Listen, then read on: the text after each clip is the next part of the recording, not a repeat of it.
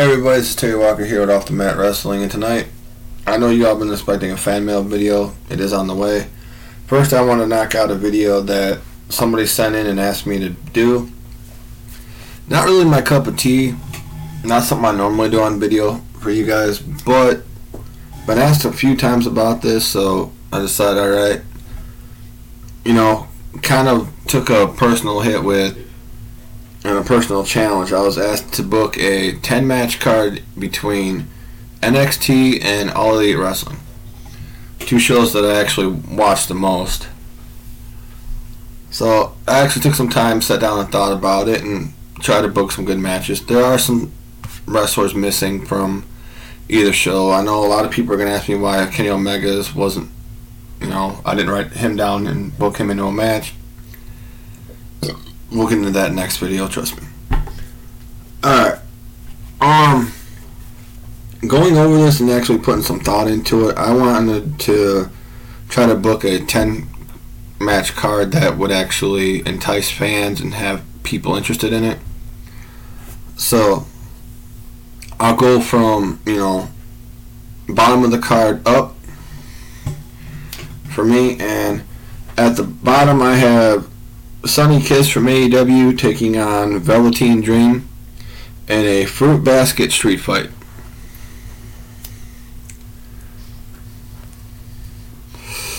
Sonny Kiss, has shown they get done in the ring. Want to see them kind of both out of their element, put them in a street fight match.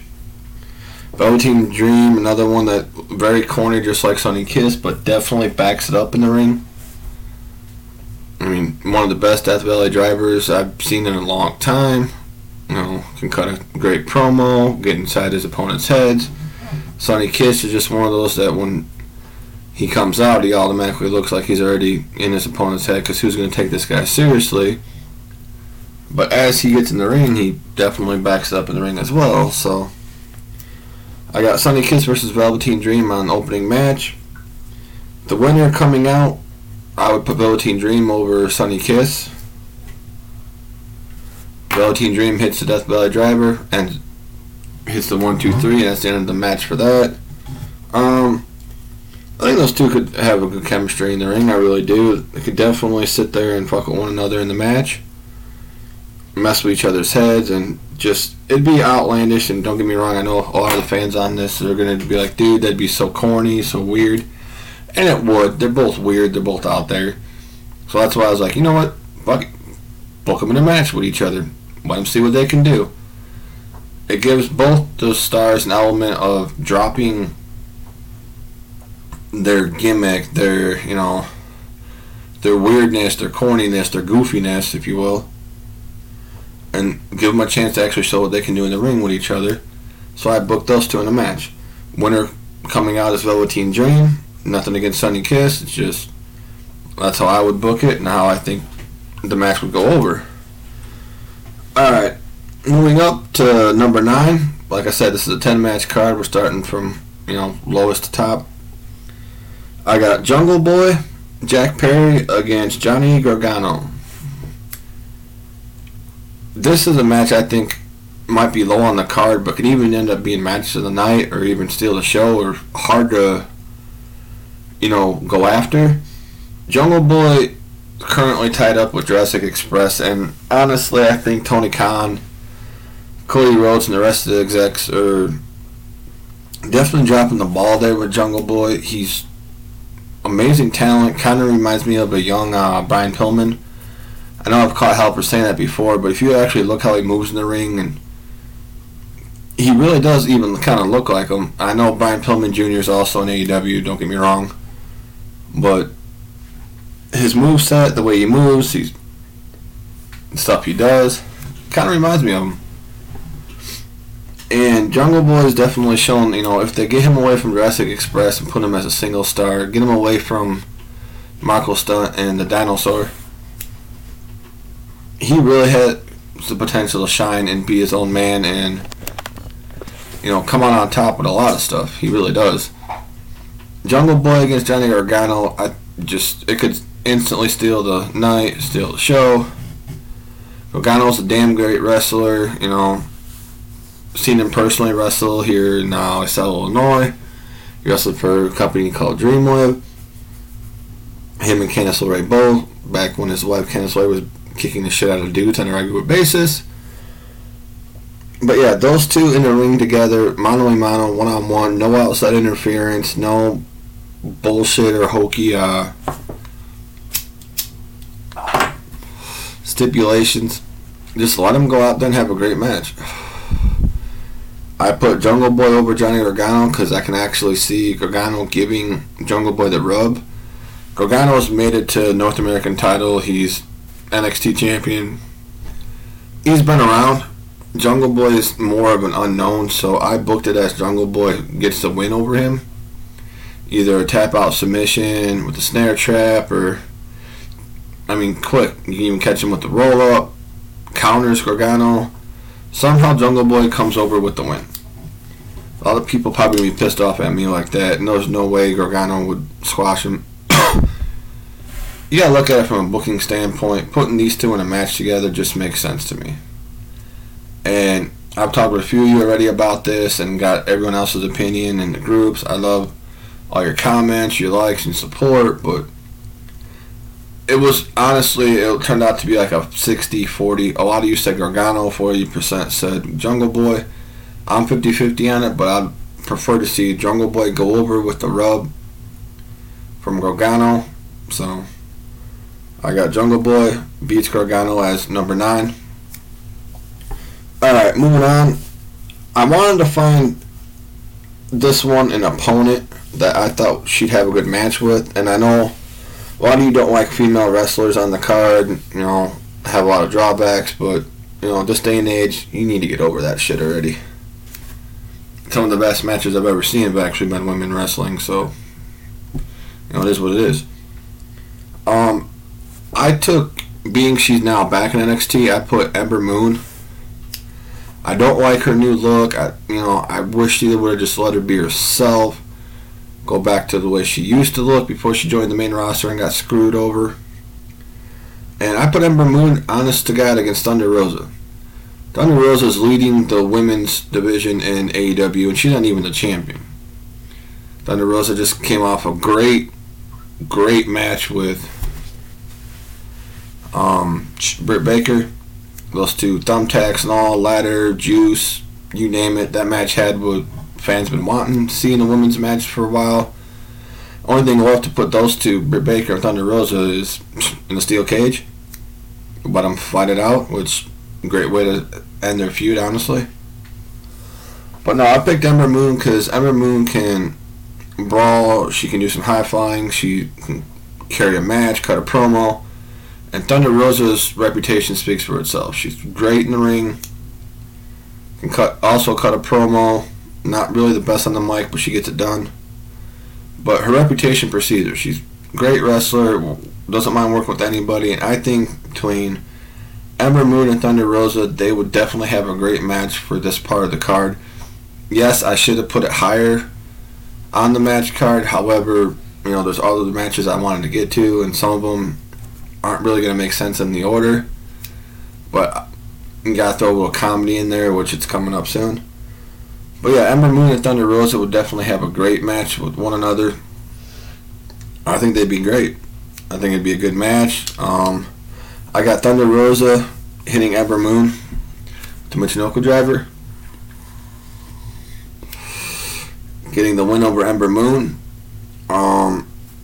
That match can really go either way. Ember Moon could easily catch Thunder Rosa with the Eclipse out of nowhere, but Thunder Rosa can wrestle her down, keep her grounded. It would really be a great match to see, and I think the fans would enjoy that. I got Thunder Rosa over Ember Moon as number 8. Moving on, I actually did not put titles on the line, and I know some of you are going to have problems with that, but I have the AEW Women's Champion Hikaru Shida against Candice LeRae from NXT. That match itself is another one I really think that the fans would get their money's worth. They would enjoy it. Candice LeRae's been around for a while. I've known her personally in Dreamlive. Like I said, dude, she used to go around kicking the daylights out of dudes on a daily basis. And if she was in a match, a mixed gender match or anything, you couldn't take her lightly. I've personally seen her get slammed on piles of chairs, guardrails, ladders, you name it. And she'd get back up, and it was always one of those think you may have another. Very tough woman. And Akira Shida is known in Japan, known in the States now. Great wrestler. Gets it done. Current champion. Has been champion for a while now. Another one that definitely see a future for. And same thing with Candice LeRae. I think they should have already put the NXT Women's title on her by now. If not, moved her to the main roster and actually used her correctly and did something with her. Sadly, she's probably better off in NXT because we've seen what happens there. But I have Candice LeRae with a victory over Akira Shida. No one would probably see that coming. They'd think Akira Shida would beat her. I see LeRae beating Shida and winning the AEW Women's title in a shock and awe type moment. That's my number 7. For number 6, I say this as a fan of MJF. I really am. I also am a fan against the opponent I picked for him because I'd love to see this guy wrestle MJF down, keep him grounded, and see if MJF can battle back with either his heel antics, outside interference, whatnot. Pete Dunne, or Dunn, sorry, that's some pronounce it, against MJF.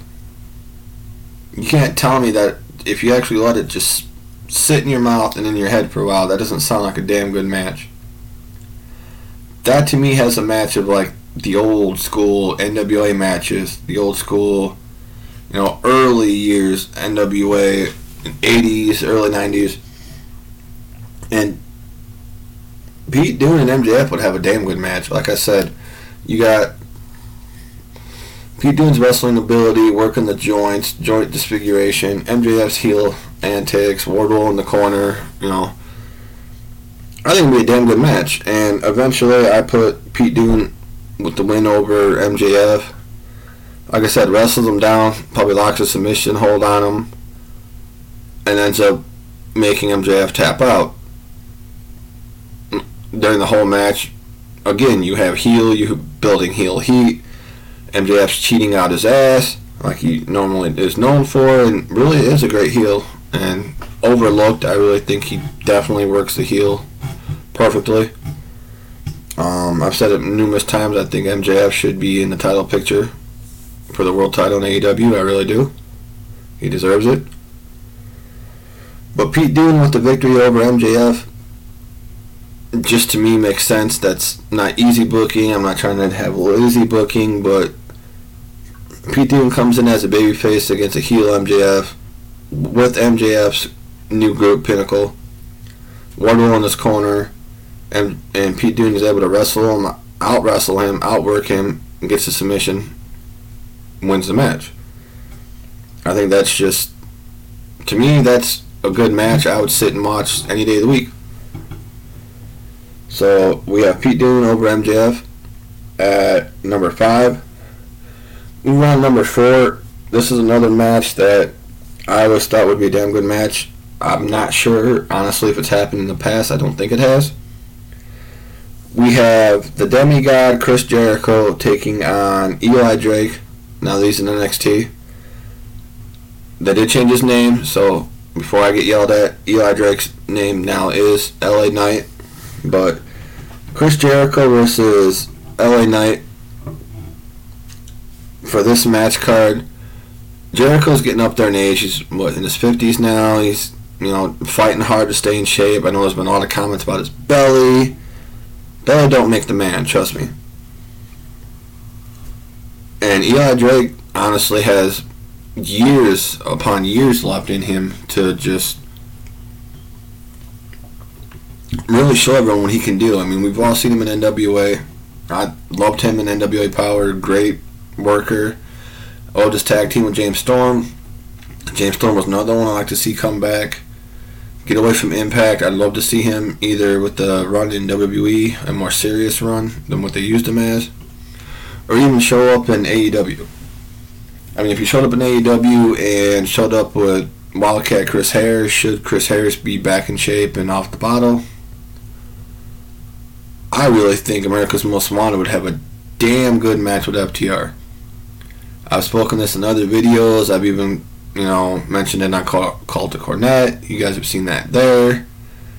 Impact groups on Facebook, AEW groups on Facebook. I always said, and I'll continue to say it, FTR against America's Most Wanted would be a damn good match. Everybody would be interested in it. All four can work great. America's Most Wanted carry the tag division in early TNA years. There's no, dispute, no argument from anyone on that. So yeah, Eli Drake and Chris Jericho just makes sense to me. With Chris Jericho's age and experience in the match, you can't count him out in the match. He can instantly pull something, pull some veteran moves, get one over on LA Knight. However, youth, ability, I gave the win to LA Knight, and this is LA Knight as a face, while Chris Jericho is a heel. And yeah, I picked LA Knight, aka Eli Drake, to go over on Chris Jericho for the 1-2-3, middle of the ring, no interference, a straight up legitimate match, and I took LA Knight. And that was number 4. Alright, number 3, we got the Young Bucks versus Undisputed Era. I know Undisputed Era is kind of on a hiatus with Kyle O'Reilly and everyone else, Adam Cole turning on them, so that no one's really sure what's going on there. And I wrote this down before all that happened on NXT, so Young Bucks against Undisputed Era with the AEW titles on the line, tag titles on the line. And honest to God, everyone that says Young Bucks are the greatest tag team in the world, I am a fan of theirs, but I do not say they're the greatest growing right now. I would put FTR in front of them. I would put Undisputed Era in front of them. There's a lot of other tag teams I would put before them, just to be honest. I do like them. I think they are exciting to watch. Not my personal favorite. Nothing against them at all. But I went with Undisputed Era. Takes the win, takes the titles off the Young Bucks. Young Bucks are going to do every tag team finishing maneuver they can think of. They're going to have their super kick party. Undisputed Era is just relentless in the ring. They always get back up. They always come back for more. So yeah, Roderick Strong and, even O'Reilly, should he come back for that match, they go over the Young Bucks. They do. Sorry. Undisputed Era with the win. Alright, number 2, and I honestly don't think they've ever fought before, because I believe one was gone before the other one showed up. And I have Adam Cole against the American Nightmare Cody Rhodes in a 30-minute Iron Man match. The reason why I made this match an Iron Man match, being it is the co-main event of the card, Adam Cole, for his size and stature, a lot of people overlook him. I loved when he came out to the main roster after the Survivor Series with NXT. He beat Daniel Bryan. It was a great match. Adam Cole's been around for a long time. I loved him in Ring of Honor as well. And there isn't much more you can say about Cody. Son of the American Dream, Dusty Rhodes. American Nightmare, the Nightmare family. Great worker in the ring, hard worker. Really tries to get some of the younger talent over. I know a lot of people say his matches on AEW are squash matches. Think of it like this. Cody's pretty much on I wouldn't say a legend or a veteran legend status. He's definitely almost to a veteran status, just like Dustin. But Cody can outwork most people, and when you do the type of matches he does, trying to get the younger talent involved and over, you gotta give him credit. He doesn't have to do that kind of stuff. He could be out wrestling anyone else. He always gives them a chance to shine, and you gotta respect him for it. Cody Rhodes against Adam Cole in a 30-minute Iron Man match. Adam Cole as a heel, Cody Rhodes as a face. I mean, to me, it hit me like a ton of bricks in the head that this match just makes sense. The chemistry in the ring would be amazing. Adam Cole can also talk on the mic. Cody, he's decent on the mic, but like I said, great in the ring. Cody would do the powerhouse type style. Outpower Adam Cole. Adam Cole using speed and agility to his advantage. To me, this match it would be a great one to watch. I would love to see them mix it up someday. I doubt that's going to happen, honestly. But I took Adam Cole with a win over Cody, 30-minute Iron Man match. And there's so many variables that could happen with this finish. Someone could screw Cody over. Arn Anderson could turn on him. There's so many different things that could happen here. Dustin could throw in the towel, giving Adam Cole the last pinfall. But yeah, Adam Cole over Cody Rhodes in a 30-minute Iron Man match. I had it down to they're both tied at 2 falls apiece. The last 5 minutes comes down to Adam Cole winning the last pinfall for the win. That pinfall, like I said, could be a lot of different finishes. Could be a submission. Could be a legit 1, 2, 3. Could be Dustin throwing in the towel. Arn, Brandy even coming out saying Cody's had enough. But Adam Cole gets the win over Cody Rhodes on that card. A lot of people aren't gonna, see that coming, especially if this was to ever happen. Like I said, this is pure fantasy. I usually don't do this kind of stuff. But I had so many people ask. I said, okay, I'll make a video on it. Alright, that is my number 2, which would be the co-main event. Now, before the big main event, you always got to have a break, a little teaser, a comedy match, if you will. And for that, being people, for some reason, love these little dudes, and I don't know why. Marco Stunt against Drake Maverick. Battle of the Hobbits. That's what I would call it, at least. And as bad as a taste this puts in my mouth, I have Marco Stunt with the victory over Drake Maverick in a quick match because Drake Maverick's wife low blows him from behind, giving Marco Stunt the win. Marco Stunt takes her backstage and they walk off in the sunset. Quick and easy match, comical little break before the big main event. Pretty much why I only put that in there. Alright, but that's that match. Alright, number 1 in the main event. The big main event for me, I have NXT champion Finn Balor against the bastard Pac, from AEW. Formerly Neville in WWE, for those of you that haven't put that together yet. If you haven't, go back and eat your crayons. Yeah, this match is in just a straight up match. Finn Balor puts the NXT title on the line.